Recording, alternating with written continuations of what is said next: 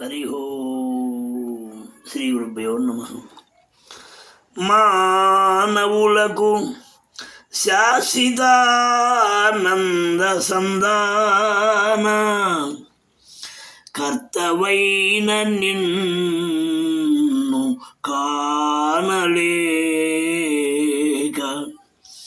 క్షణిక సుఖము కోరి కష్టాల పాలైరి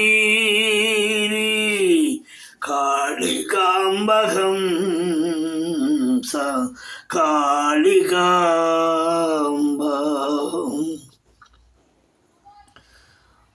మానవులకు శాశ్వతానంద సంధాన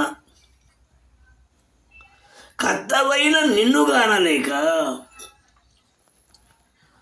అటువంటి జగన్మాతని కనుక్కోవటం శాతగాక శాశ్వతంగా ఉంచగలిగిన స్థితి ఆ జగన్మాతకి ఉన్నది. అందుకని శాశ్వతమైనటువంటి మహాస్థితి కావాలంటే శాశ్వతమైనటువంటి మహాతల్ని కనుక్కోవాలి కదా. మరి కనుక్కోవాలంటే మనం ఆమెకు తగినంత సేవ చేయాలిగా. పంతులు గారికి తగినంత సేవ చేస్తే కొన్నాళ్ళకి ఉద్యోగం వచ్చింది. పంతులు గారు చెప్పినట్టు చేయకపోతే ఉద్యోగం ఎట్టు వచ్చింది? మరి గురువు గారు చెప్పినట్టు చేయలా ఈ దేహంలో ఉన్నటువంటి శాశ్వతమైనటువంటి మహాస్థితి ఎలా వచ్చింది? శాశ్వతమైనటువంటి మహాస్థితి రాదే. అందుకని శాశ్వతానంద సంధాన కర్తవైన నిన్ను కానలేక ఈ శరీరంలో ఉన్నటువంటి ముక్తి కాంతని మనం కనుక్కోవాలంటాడు. దీనికి ధర్మవరం సుబ్బయ్య నాయన గారు ఒక మాట చెప్పేవాడు. మనసు నిలిపినవాడు మహిమాన శక్తుండు, షట్చోర దూరుండు జాగ్రత్తుడు, పరకాంతతో పొందు పరమ భోగంబన, మాయ విడిచినదే మంచి నిద్ర, పరయజ్ఞము చేయువానిదే యజ్ఞము, భ్రాంతి బాసిన సంబరం పరం, దృశ్యములు గాల్చివేసడి తెలివి, సావు పుట్టుకలు లేనటువంటి చదువు, శ్రీరమాదేవిలోన కౌసేయ చేర భక్తజన పాల దుర్గి గోపాలశీల అన్నాడు మన ధర్మవరం సుబ్బయ్య తాతగారు. సుబ్రహ్మణ్యేశ్వర స్వామి అంటారు, సుబ్బయ్య తాతగారు అంటాడు. ఈయన 144 సంవత్సరాలు నాడు జీవితాన్ని శరీరాన్ని బ్రహ్మములు ఐక్యం చేసిన మహానుభావుడు. రైతుగా ఉండి 3 పిల్లలతోని వ్యవసాయం చేస్తా పరంధాముడైన పరమాత్మని ప్రార్థన చేసి మరి జీవితాన్ని ముందుకు సాగిస్తే ఆ దైవమైనటువంటి ఆయన నమ్ముకున్న శ్రీకృష్ణ పరమాత్మ వేణుగోపాల స్వామి దర్శనమయ్యి ఆయనతో మాట్లాడినటువంటి మహనీయ మహానుభావుడేనా. మరి అటువంటి మహానుభావుడు ఏం చెప్పాడు? మనసు నిలిపితే మహిమ కలుగుద్ది.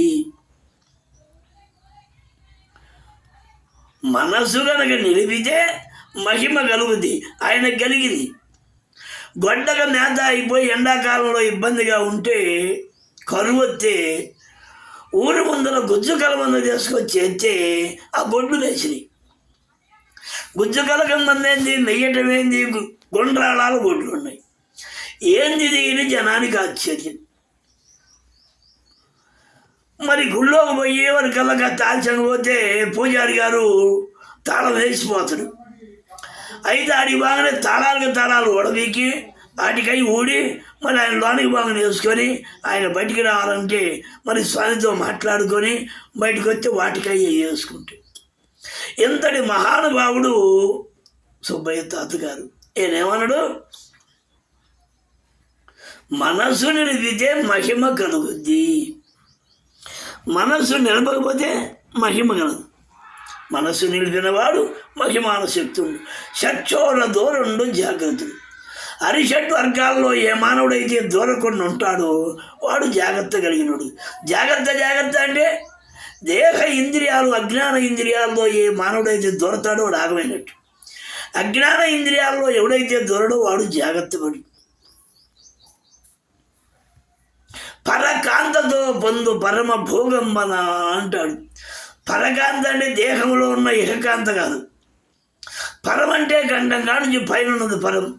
ఈ పరములో ఉన్న ముక్తికాంతతో ఎవరైతే సవాసం పెట్టుకుంటారో వాళ్ళు ధన్యుడు, వాళ్ళు మహాశక్తి సంపన్నుడు అన్నాడు ధర్మవరం సుబ్బయ్య తాత గారు.